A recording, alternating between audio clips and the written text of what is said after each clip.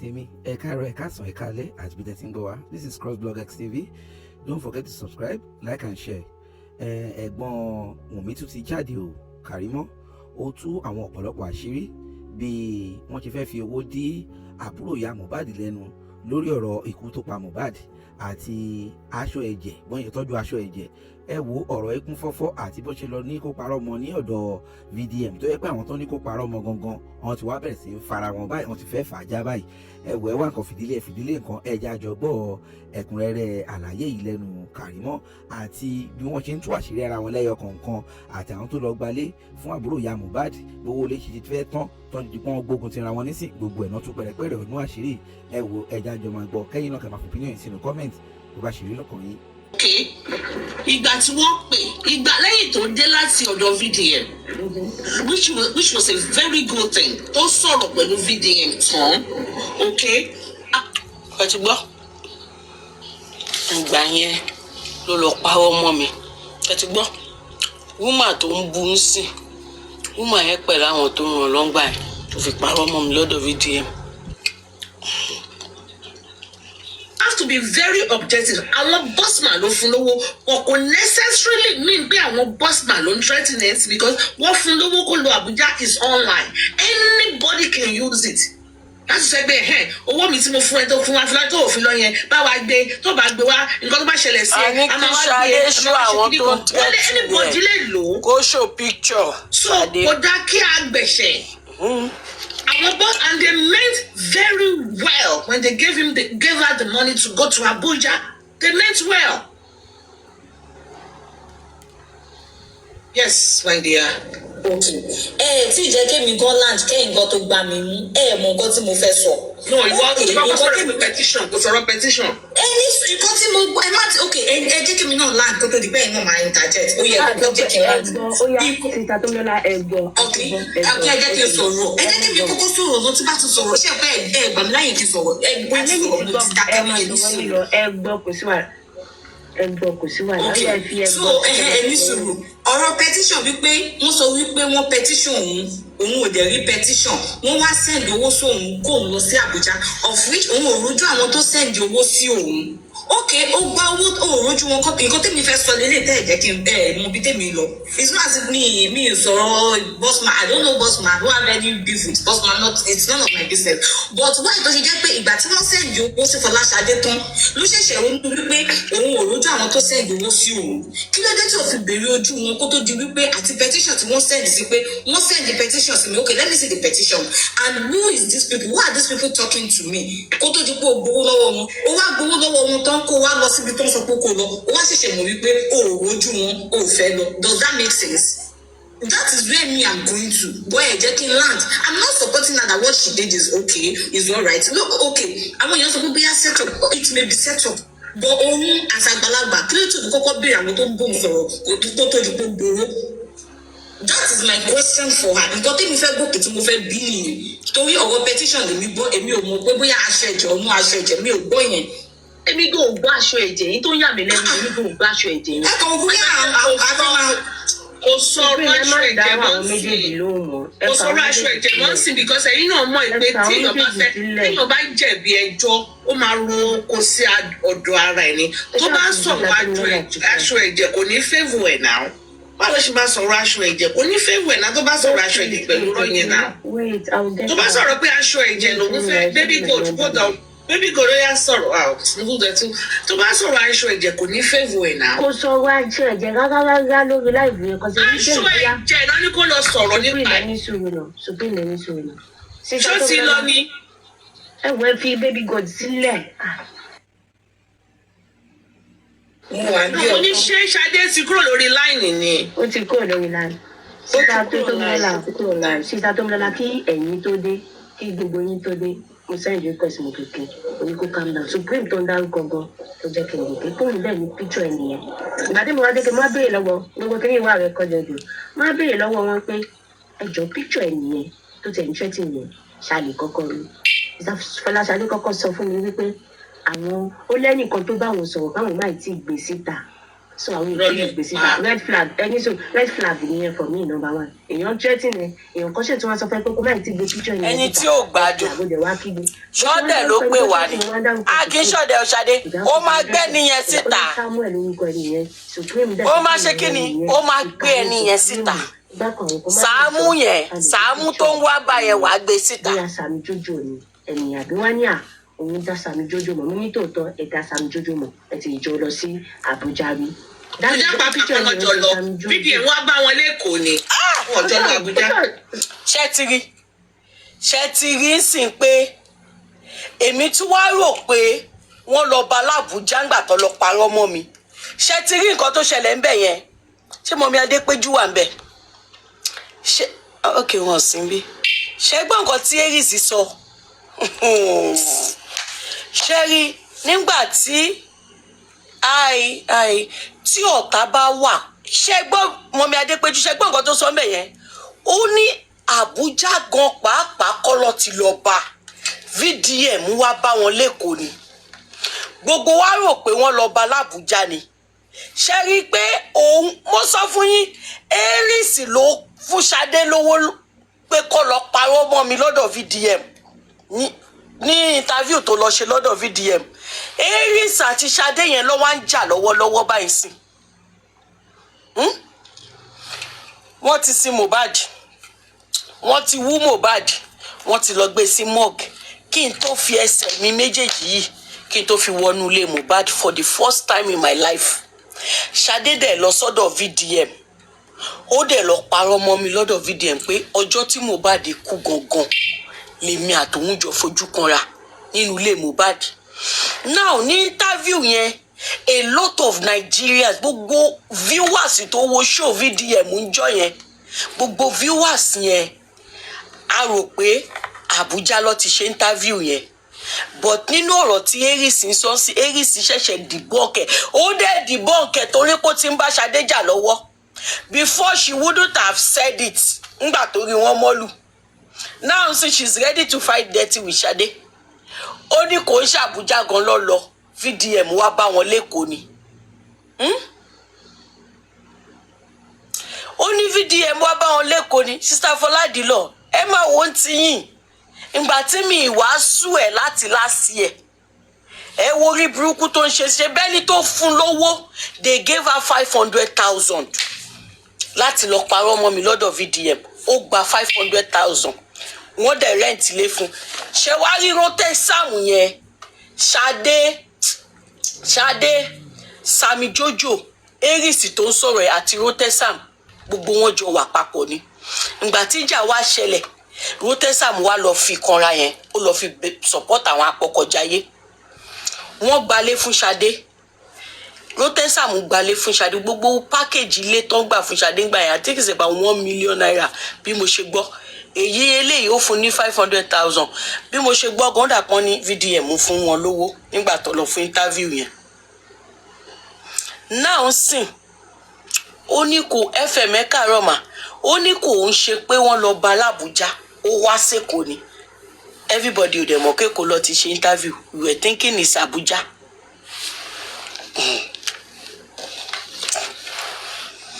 Kí ló wá fàjà láàrin yín báyìí kí ló ti fa trailer sáàrin yín ọ̀gá mo wà ń bi iṣẹ́ ńlá lẹ́jọ́ yẹn ni mo wà ń bi iṣẹ́ ní ara mi ń gbọ̀n báyìí ni ara mi ń gbọ̀n ni mo ń wo Ṣadé báyìí mi tún sọ pé Sister Ṣadé ò lè parọ́ mọ́ mi Sister Ṣadé ò lè parọ́ mọ́ mi ìgbà lẹ́tà ló dọ́nà mi pé wọ́n ti fún lórí burúkú ọmọ yìí lówó wọ́n ti fún lówó kó lọ parọ́ mọ́ mi ẹni tó wá fún lówó lọ́jọ́ kìíní àná pé kó lọ parọ́ mọ́ mi lọ́dọ̀ VDM nígbà tó ṣe interview òun lọ́jọ́ ń ṣépè fúnra wọn lọ́wọ́ yìí ó try dá Sàámú Jójó mọ̀ ẹ́ fi yẹn lẹ̀ ó dá Sàámú Jójó mọ́ á ní that means pé picture ẹni ò ṣe Sàámú Jójó why tẹ̀ ṣe fẹ́ fi picture ẹni yẹn sílẹ̀ ẹni yẹn ò sọ fún ẹ pé kó má tí ì wá pariwo níta bọ́ ẹni yẹn sọ fún ẹ pé ó ti ń sáré dárúkọ Supreme ló attack first of all ó lóun ò lè gbé picture ẹni yẹn síta for now láti dáná ẹ mọ̀ pé dọ́là. mo jẹ́ kí n sọ ọkọ fún ẹ jẹ́. èèyàn tó sọ pé ó ń tírẹ́tì ẹ̀ On threaten me. Ẹni tó ń threaten ẹ ò lè gbé picture ẹ jáde. Mi ní pẹ́ lórí ẹ̀. Ṣó ń gbọ́? Mi ní lo pẹ́ lórí ẹ̀ lórí ọ̀rọ̀ tó wà lẹ́yìn. Torí pé NIN forgery, DNA is a must, and bucket season la wà. O ò lè wá fi tiẹ̀ kó fi divert nǹkan tá à ń jẹ lọ́wọ́, tá à ń clamor fún lọ́wọ́. Season tá wà yìí, àṣírí NIN tí VDM gbé síta. DNA is a must àti bucket season kan ní kẹ́ máa ké sínú ẹ̀. Má wá fi tiẹ̀ divert wa, diversion ni a fẹ́ gbọ́. O léyàn tẹ́tí ẹ̀ wọ́n wá ní kó post fọ́tò ẹni yẹn kọ́ mọ ẹni tó jẹ́ nígbà tó sọ pé o ní fọ́tò ẹ̀ lọ́wọ́ nígbà tó pè ẹ́ lórí fídíò kọ. O wá tún èèyàn kan ní kó má release ẹ̀. Ṣadé padà wọlé lọ kí n tó yọ pankẹ́rẹ́ tiẹ̀. Bá mú pankẹ́rẹ́ níbi tí máa ń fi sí, tí bá sún pankẹ́rẹ́ méjì bù ẹ báyìí, o ò ní dúró kó bàtẹ́ kó tó sá wọlé padà. Wọ́n wá distract wa o, má distract wa. Má ṣẹ́wọ́ sérò o, èrò ọmọbi tó ń lọ, má ṣẹ́wọ́ sérò o. Àdùkẹ́ wé tí irọ́ ló ń pa, èmi ti sọ fún pé irọ́ ló ń pa. Ṣẹ́rí gẹ̀yẹn ó lé ní gbogbo wọn nínú fara. Ṣé mo ké? Eris lẹ́nu ẹ̀, Eris sọ pé irọ́ ni Ṣadé ń pa. The same Ṣadé tẹ́ ní kó lọ parọ́ mọ́ mi lọ́dọ̀ VDM. Òun náà lẹ tún wá ń pè lónírọ́ báyìí. Ọlọ́run máa kú iṣẹ́ o. Ṣé pé Ṣadé àti Eris lè jà ṣá? Ṣé pé Eris àti Sam Jojo lè jà? Ṣé pé Ṣadé àti Sam Jojo lè jà ṣá?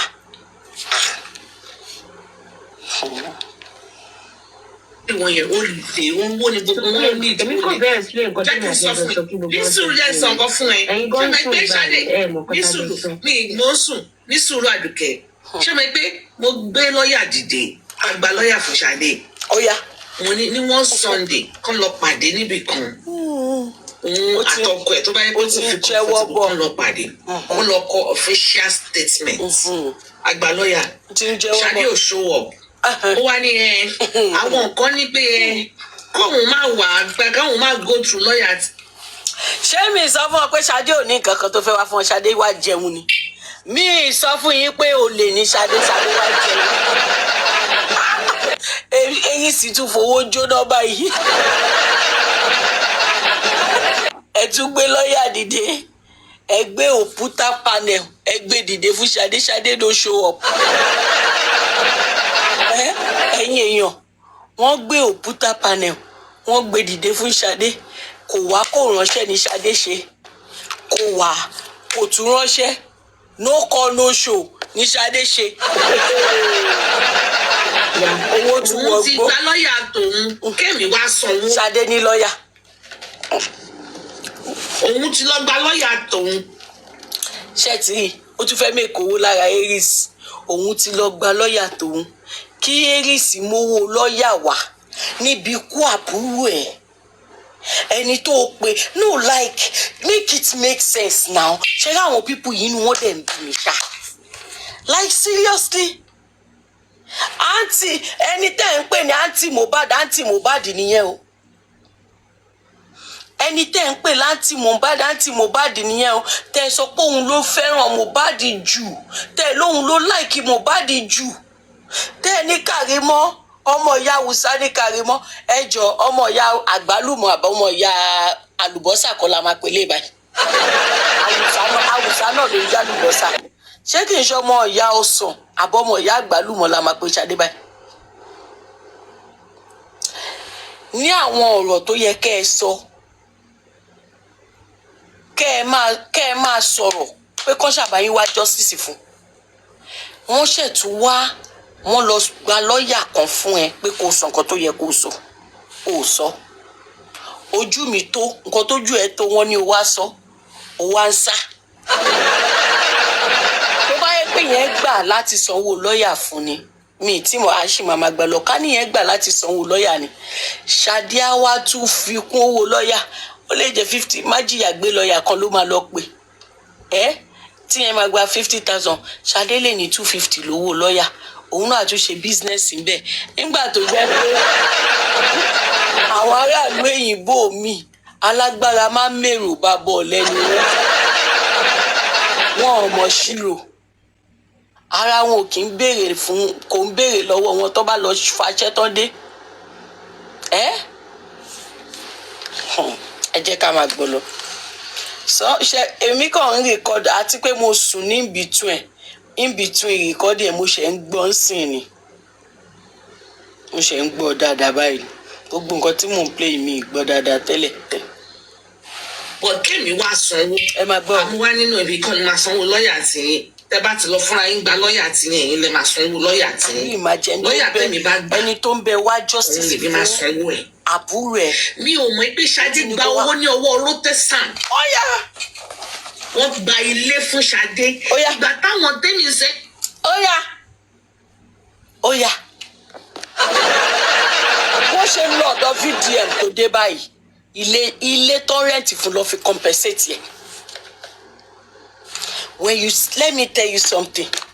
Sori kò ń ṣe bragado kò kí ń ṣe oògùn Ọlọ́run ọba ló ní kó rí bẹ́ẹ̀ tó bá gbọ́ nǹkan kan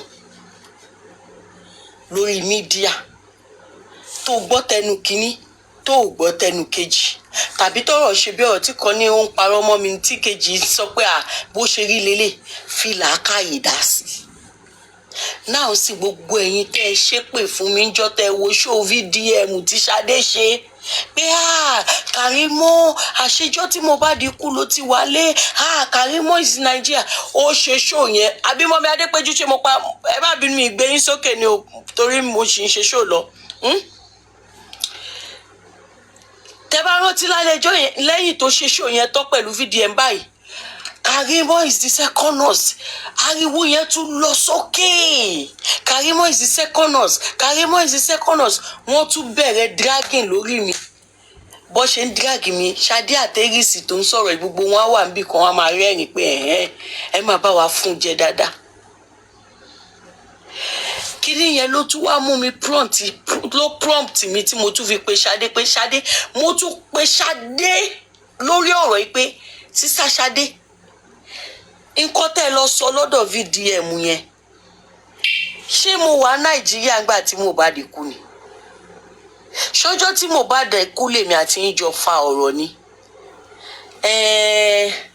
ṣe bọ́ ti ń pè yín bẹ́ẹ̀ ṣe báwọn èèyàn ti ń sọ pé ṣe báwọn èèyàn ti ń sọ bẹ́ẹ̀ nípa yín mo ní no àbí bẹ́ẹ̀ kọ́ FM àti Mọ́mí Adépẹ́jú kì í ṣe bó ṣe ṣẹlẹ̀ nìyẹn mo ní no thank you for the gift ma mo ní no nǹkan tí mò ń bí yín kọ́ ni àwọn èèyàn àlẹ́jì mi ṣùgbọ́n èyí tẹ́ wá tún lọ sọ́dọ̀ VDM tẹ́ tún lọ sọ̀kan tẹ́ sọ yẹn ń sọ fún wọn pé nǹkan tó ń àlẹ́jì mi fún tẹ́lẹ̀ confam ni bò èmi wá wà lórí fóònù pẹ̀lú yín sì mò ń bí yín pé ṣọjọ́ tí Mohbad kú lèmi àti yín pàdé ńlẹ̀ Mohbad tájọ ní argument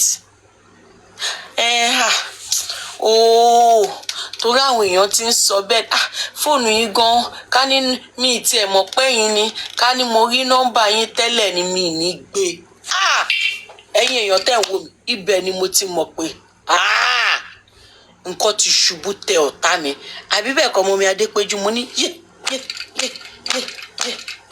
Ṣadé wọ́n ti set mi up pẹ̀lú Ṣadé wọ́n ti set mi up pẹ̀lú Ṣadé ẹ káàárọ̀ mà yes ma ẹ ṣé mà mo ní wọ́n ti set me up gbogbo àwọn tó wà ní àwọn panelists mi sọ pé Ṣadé ń parọ́ mọ́ mi mo nínú kò lè parọ́ mọ́ mi ẹ jẹ́ kí n pè ná nígbà tí mo pè tán ni kò sọ pé bẹ́ẹ̀ ni o kò sọ pé mo wà Nàìjíríà o ṣe báwọn èèyàn ti ń pè yín bẹ́ẹ̀ tẹ́lẹ̀ ṣe báwọn èèyàn ti ń pè yín ní second nurse tẹ́lẹ̀ mo ní no ẹ̀yin ni mò ń bí sí ṣé mo wà Nàìjíríà lọ́jọ́ tí Mohbad kú ṣé ẹ̀yin gangan wá sílé Mohbad níjọ́ tí Mohbad kú ni kò dá mi lóhùn question yẹn o tó fi kúrò lórí ikọ̀ yẹn jọ yẹn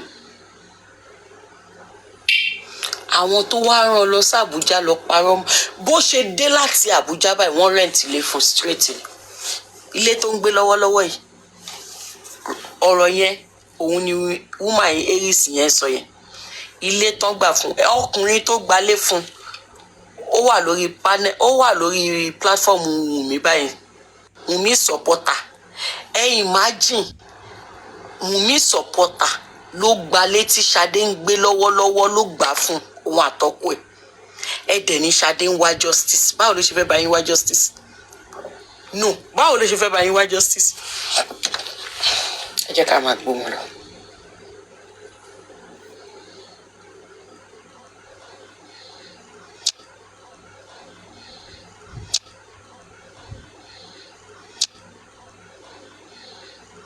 owó ilé ti díù ní bẹ́ẹ̀ ni ọdún ti parí ọdún ti yípo oúnjẹ ń bí ó tún ń jẹ lọ́dọ̀ wọn àpọ̀kọjáyé ọ̀jẹ̀ ń lé orò jẹ́ ń lé gúngún òun ní Ṣadé. bí wọn náà gbalé fún Ṣadé tẹsípìmù Aries àgùdàyà gbalé fún Ṣadé àgùdàyà gbalé fún Ṣadé mo kàn ń wò wọn bíi pé wèrè làwọn eléyìí. àwọn madam Kọfí àti Spicy G ti gbàgbé ń gbà yín tẹ̀ ń gbalé fún. mo wò pé èmi ò gbalé fún Ṣadé o lóyàmà wọn pé wèrè làwọn eléyìí tó sáàmù náà sọ pé mo gbalé fún yẹn.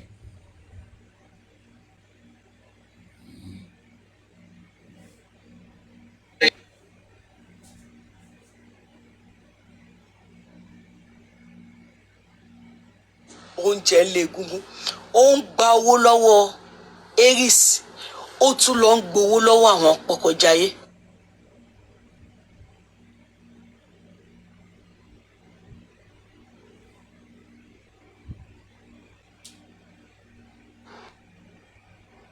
mọ bí òṣè lẹ́sẹ̀kẹsẹ̀ á padà ṣẹ mọ́ yín lára náà ni ṣé bí mo sọ fún yín pé owó ni Ṣadé wá wá ibo ni ìyẹn wà Táírò Roselyn ẹjọ ẹdẹ ṣí ẹ sí mi TikTok lápá bo ó padà sọ pé gbogbo èèyàn náà ló nídìí owó nígbà tó ọmọbìnrin jáde mo lówó lélẹ̀ ìwá wa o mo lówó ọ nítorí ọ̀rọ̀ tó lọ sọ lọ́dọ̀ VDM mo ṣe é tiẹ̀ wọn lóun ló ń wá justice you are the best aunty that Mohbad have mo ní ó lè ní Ṣadé owó ní Ṣadé wá Ṣadé náà wá gba kọ́ọ̀tì tiẹ̀ ni ẹ̀ ń dáwó fún bàbá ẹ̀ ń dáwó fún ìyá Mohbad Ṣadé náà wá gba kọ́ọ̀tì tiẹ̀ ni ókè ẹjọ ẹ bá ń sẹ́ndì ẹ̀ ká play yẹn ká sáré play yẹn torí lè 2 hours show ni mi sọ fún yín pé owó ní Ṣadé wá wá now nǹkan tó ń dun Aries pọ̀ gan Ṣadé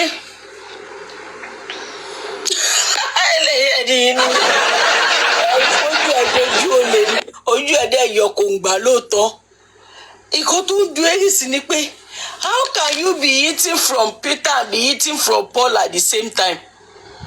Ṣadé is not using Peter to rob Paul and she's not using Paul to rob Peter but she's eating from Peter and she's also eating from Paul. ó ń gbowó lọ́wọ́ Aries ó tún lọ ń gbowó lọ́wọ́ àwọn apọkọjáyé no big adults be that ṣe rí i pé ilé tó gbà fún yẹn àtàwọn owó tó gbà ni ò jẹ́ kó sọ̀rọ̀ mọ́ now so ó wá ṣe mọ̀ pé Aries àti Bossman tó fẹ́ máa bá jà sí ṣe pé àwọn tó ń wá justice ní Ṣadé fẹ́ wá dojú ìjà kọ báyìí sí kò rí nǹkan kan sọ sí NIN tó wà lẹ́yìn o kò rí nǹkan kan sọ sí DNA is a must o àwọn tó ń wá justice ní Ṣadé wá dojú ìjà kọ báyìí sí ṣé Ṣadé ti lọ apologize kó deadly ní tí ò tí ṣé Ṣadé ti pẹ̀ láwọn tó lọ apologize ní bòwú ṣe tiẹ̀ kó deadly ọ̀nà go learn bóyá mi sọ fún yín ó yẹ kí sọ pé kó má dòwó gan padà ni mi sọ fún yín pé ó lè ní Ṣadé wájà ẹni ìgbẹ́nu mi sàn ẹni mi fẹ́ káṣírí mi tú ń tàn